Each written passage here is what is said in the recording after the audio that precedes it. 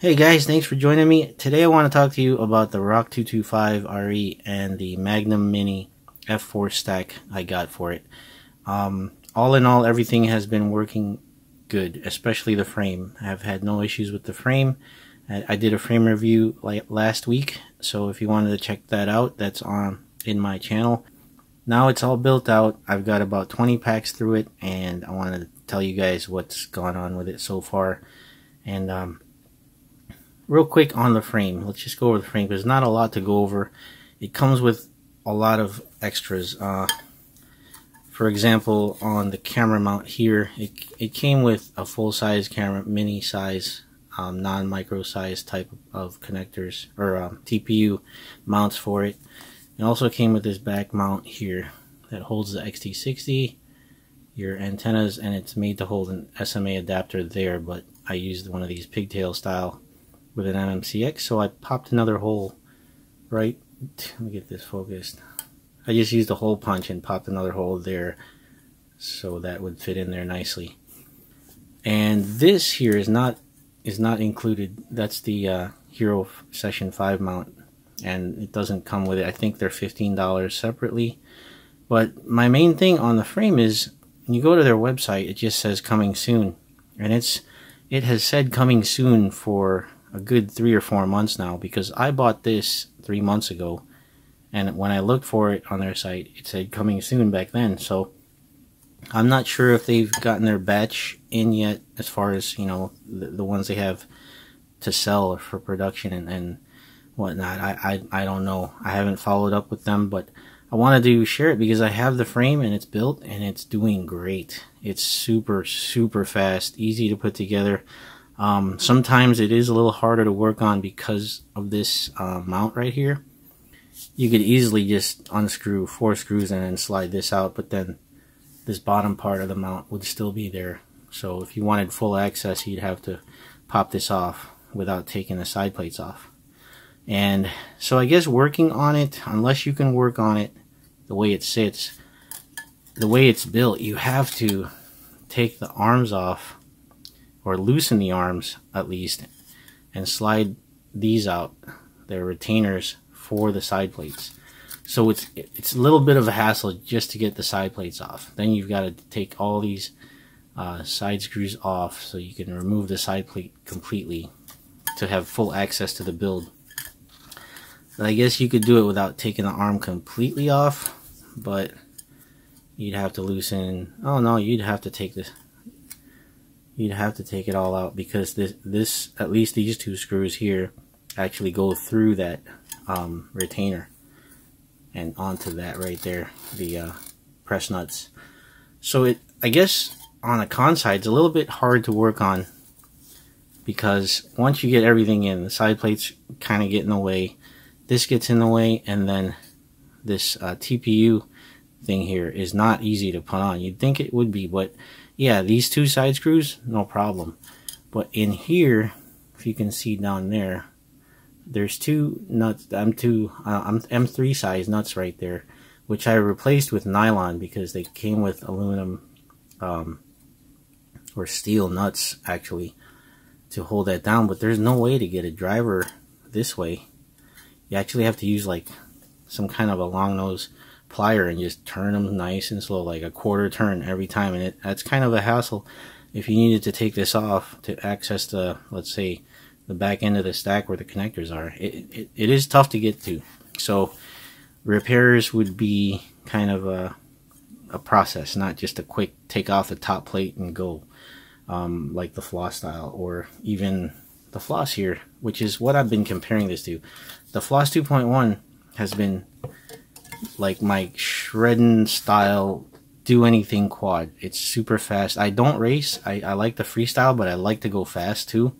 And this guy I thought was my fastest quad. 6S also just has the Pyrodrone stack instead of the Magnum Mini, but everything else is the same, except the camera's a Predator Micro V2 instead of a V3. So the motors are the same, running the same kind of batteries. Axi VTX here. I mean, this thing just flies amazingly. It's sick. That's all I can say is I love this thing. And this is a team edition, guys. This is a number 87 if you didn't know. But I'm really proud to own this thing. And it's been doing amazing. Problem is the pod. I can't just throw on a GoPro whenever I want. And this guy fits the bill for that. It's 20 grams lighter with this session mount on. Without the session, of course. But I waited. I just popped the session out and I'll pop up some pictures in comparison. But this guy is around 20 grams lighter than the floss. And every bit as fast, if not faster. Maybe that's because of the pod on the floss, but I was weighing it with this whole thing minus the session. So we're talking 4 extra screws and 2 different TPU pieces and 2 aluminum standoffs in there. It's got to be at least 15 grams probably, maybe more. So we're, without this, just frame for frame, race frame for race frame, we're talking at least 30 to 35 grams lighter than the floss 2.1. Now, of course, there's a 30 by 30 stack in the floss, and this has a 20 by 20 stack. But yeah, you get what I'm saying. It's not really from that. It's mainly because of the frame design. And let's do a quick comparison on the arm thickness here. These are 6 millimeters thick, the actual arms, but the bottom profile here, you'll see how much thinner they are this way than the floss. And that helps it cut through the wind better, I guess. I feel it. This thing shreds, and the floss shreds, but this thing feels a little bit faster, a little bit quicker. And I don't think it's just 20 or 30 grams, guys. It's 6S on these rip. They shred. But this little thin profile arm probably helps this thing cut through the air a little bit faster. And I don't know. I can't say which one's better as far as flight characteristics. I just feel like this one's a little bit faster. And it's a whole lot easier to record HD. So let's just, the frame itself, guys, it's amazing. Let's go with cons. Continue with the cons. It's hard to get to this stack. And this right here, I'm going to see if I stop shaking the camera here. I'm going to twist the frame. Watch this. Now look at that bottom plate. That bottom plate is actually flexing. And not a lot, but it's flexing.